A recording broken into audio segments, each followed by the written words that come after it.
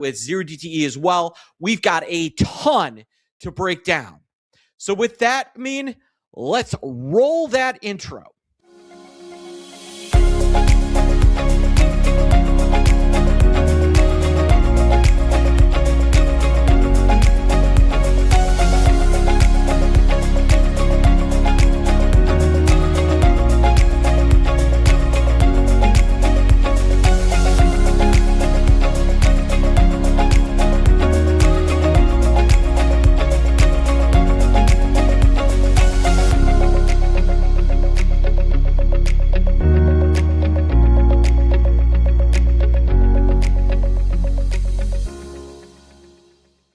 Good morning, everybody. Good afternoon to my friends across the pond.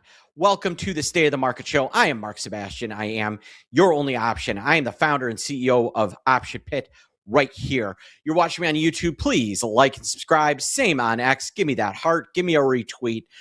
Better yet, email the team support@optionpit.com and join the discussion live. Folks, speaking of live, I am going to be everywhere that you're watching right now at 4 p.m. Eastern time today.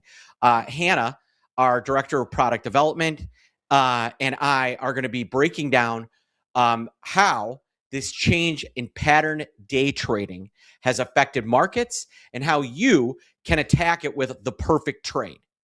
So I want you to join me and Hannah. You can click right here if you're in our chat to join us. And again, if you want to attend live and you're watching on YouTube or X, just shoot my team an email, support@optionpit.com, and they will get you registered. So make sure you join us today right here at 4 p.m. All right, breaking down the market. So we boomed out of the gate. Yesterday, kind of a mixed day, right? NASDAQ down, S&P pretty flat, and then the Dow pretty strong. We're kind of nervous ahead of Micron earnings, ahead of PCE this morning, and Tuesday's absolute bloodbath of a trading day.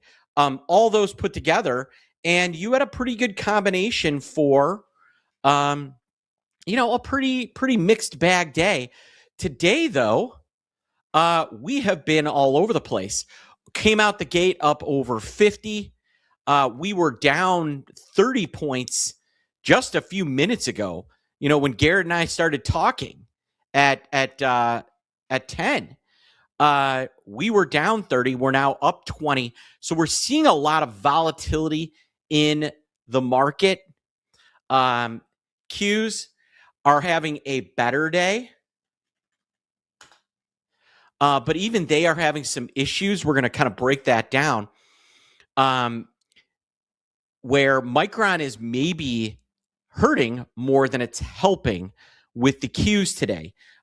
Yes, they're up marginally, but you may be having more problems from Micron than those Micron earnings are actually helping the QQQ. We're going to talk about Micron a little bit more in a second. The other markets that we obviously are watching, IWM, Russell 2000 is up yet again. We continue to see huge strength in the Russell 2000. And I want to take you out to the daily and kind of show you where we are. The Russell 2000 is going to rally probably another $3 from here before it hits some resistance. Using the amazing techniques that Leisha has taught me, I've set what I think is a pretty good pitchfork for how IWM might move. I do like it higher. Bond market continue to rally. That is going to put some sort of floor in this market. I like what I'm seeing out of TLT and IEF. This is going to help in a lot of ways. Bond prices going up, it puts wind at the market's back because it is a huge assist to the consumer. It is a huge assist to the home buyer. It is a huge assist to industrials and those that are using capital. So the bond market rallying here, that is, with the market up, that's really a nice positive breakout from this change in the Iranian war. Now, also helping the bond market is PCE. The PCE number came out this morning. We actually had a treasure trove of economic data this morning. It'd been a pretty slow week until today. Initial jobless claims, they came in light. Personal income, personal spending, both came in ahead. The PCE index came in light. PCE year over year in line. Core PCE in line. Core PCE year over year in line. Durable goods minus X transpose came in about in line. And the GDP revision went from 1.7 to 2.1. The economic data that hit today is positive. Let's take a look at the CME FedWatch tool. And this is how the market is wagering that, Fed fund rates, what the FOMC is kind of controlling, how they're going to go. And after bottoming, after the Fed last week, this time 1 week ago, we had 13% odds that there would not be a rate hike and about 87% odds that there would be. That number has fallen to about, call it 79% odds of a rate hike. So we have seen the odds start to move the other way. I continue to believe with the obscene drop in oil that we've had over the last few days, and I'm going to go to the daily again. With the obscene drop that we've had in oil over the last few days, right? It is now essentially where it gapped to when this war broke out. I would say pretty darn close to equilibrium, maybe a little bit more room. I actually think it's going to end up settling in between 70 and 75. But just a month ago, WTI was 104 and Brent was over 110. Now you got Brent below 75.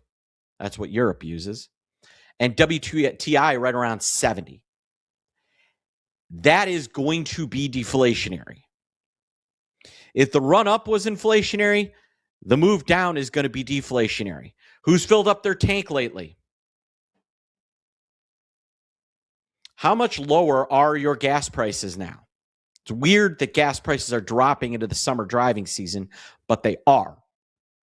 Right here in Texas, a gallon of gas, regular unleaded, is back into the twos. The high twos, it's like $2.99. But it is back there.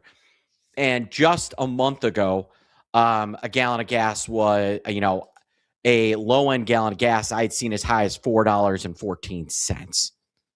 I have to put premium into my car because I'm an idiot. And my gasoline, the last time I filled up, was $3.99. So even that is below $4, taking some pressure off. That is going to be deflationary, and I continue to think that the odds of a rate hike are way overstated. Way overstated. And if that is the case, industrials are going to play well. You heard Garrett and I talking about Berkshire Hathaway.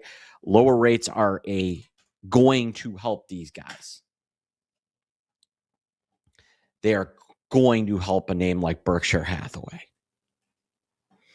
All right, so PCE economic data, pretty darn good.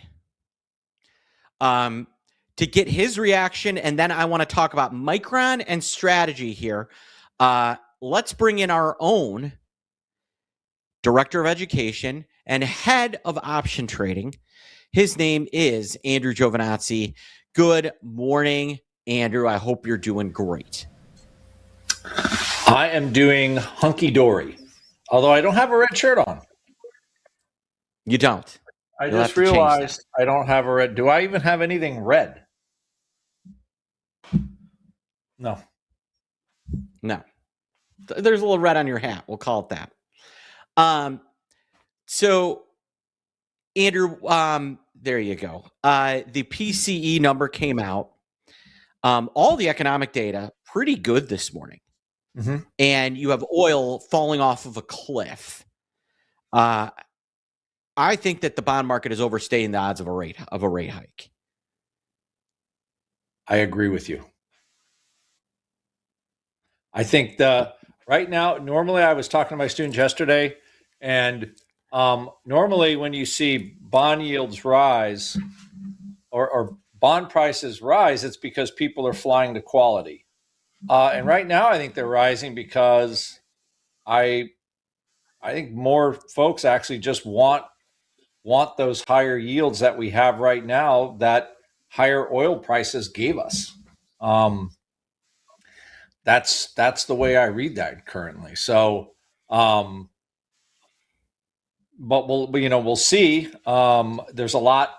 The biggest thing, of course, is Congress has to participate, meaning put a cap on spending, do something, right? But they don't. Yeah. But we'll see. We'll see what happens. But I think the biggest driver of inflation has been oil prices and government spending. Government did cut some SNAP stuff and some money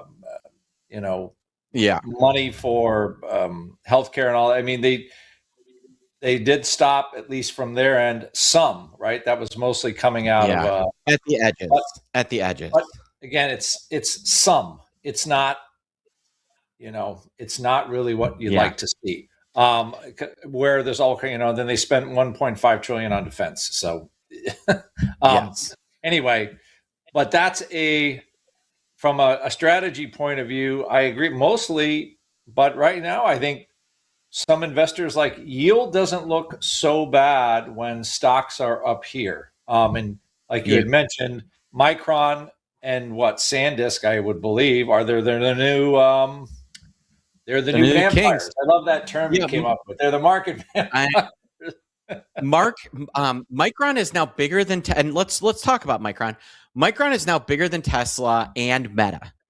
I want to read to you these revenue, what they came out with, and it kind of makes sense. Okay, revenue $41.5 billion. The estimate was $35.5 billion. So they beat that number by $6 billion, almost 20%. Yep. EPS $25.11 a share.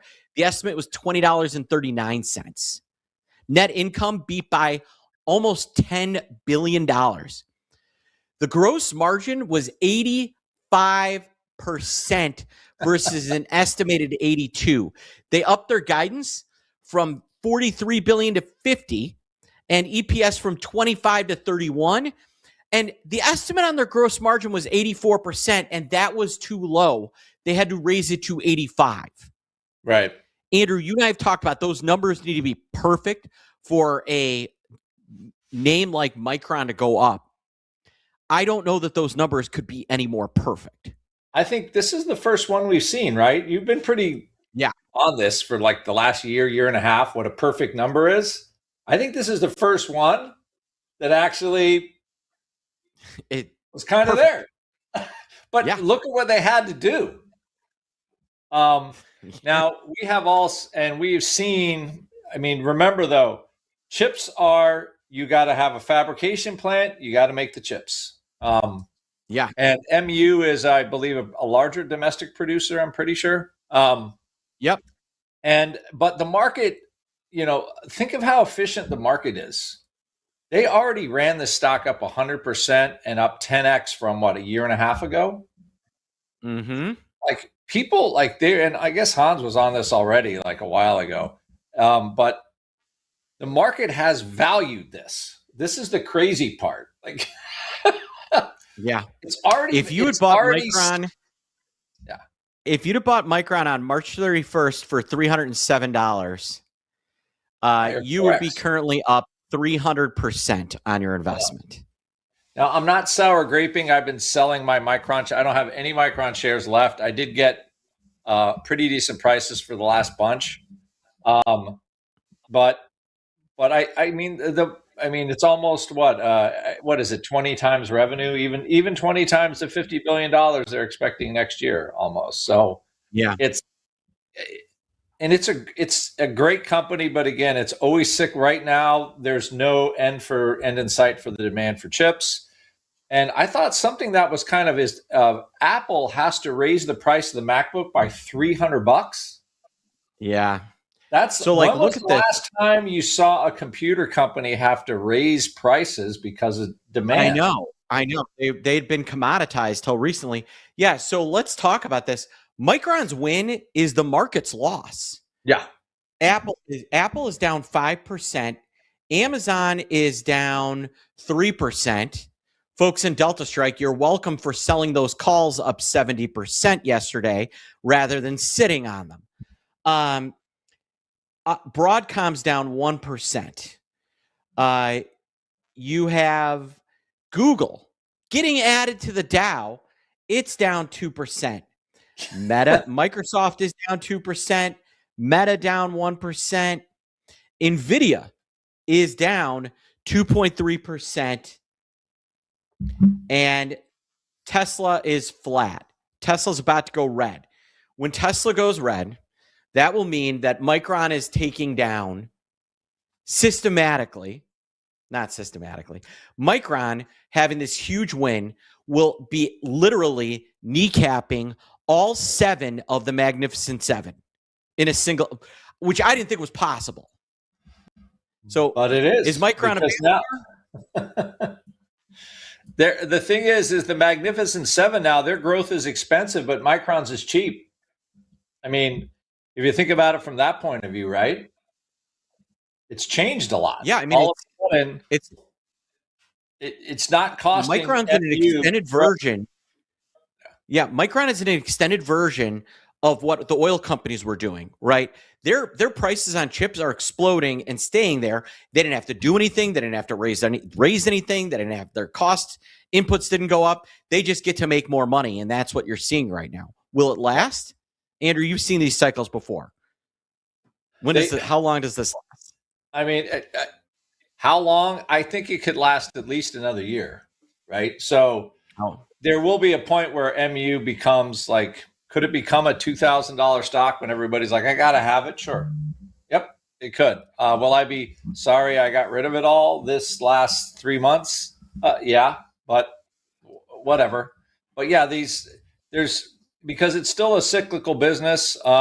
There's no way anything with those margins lasts. Now, granted, NVIDIA's lasted a while, right?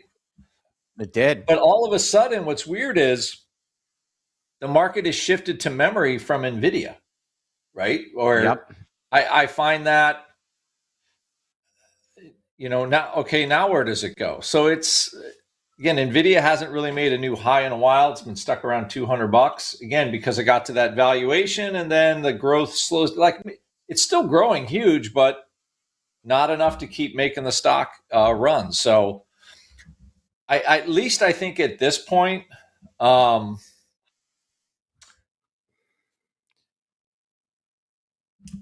that will still be a driver. Yeah.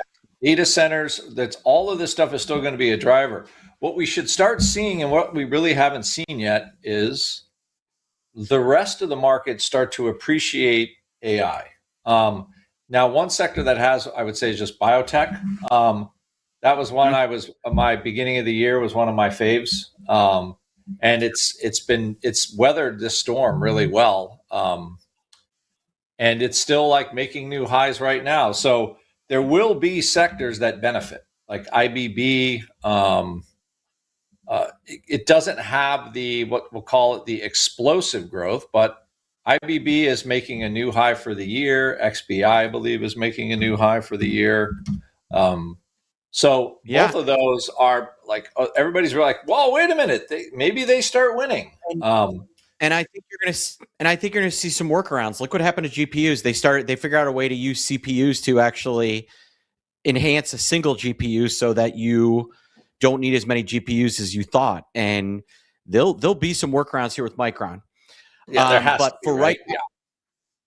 for right now, I think Micron's gain is going to be the market's problem for a little bit. And it is going when Micron's having these huge days, it is going to cause problems for the market. So Micron's your new NVIDIA, folks. Speaking of NVIDIA, I want to talk about the opposite of NVIDIA, and that is something that is sucking the life out of its investors. And you and I have been warned people and talked to people about this. Is anybody in this chat still own MSTR? Oh, any true believers in MSTR? Anybody on Twitter or X? Anybody on YouTube? Any of you true believers out there? that was my ticker highlight show short last week, and it would have been a good one. And you're not wrong. MSTR, they have a real problem now. So you'll notice this stock is in free fall. It's now threatening to break 90. And it has been an orderly but consistent sell-off in MSTR. And it corresponds with the drop in Bitcoin, although you'll notice the Bitcoin drop not nearly as bad as MSTR. So what is going on? Why is MSTR getting at lows that we have not seen since they began the Bitcoin treasury business back in February? Well, I'm going to tell you why. All right, Andrew. MSTR, for a market cap going into today, was worth about $33 billion. It's down another 5% today. So that would put it down at about $31 billion. They own, or they have issued $8.25 billion in convertible bond notes that they have to pay back. They also have $15.5 billion in preferred shares that require a dividend. Meanwhile, they own 846,842 Bitcoin for a current value of $50.15 billion. You're saying, market, what's give? The value of their crypto is worth more than the company.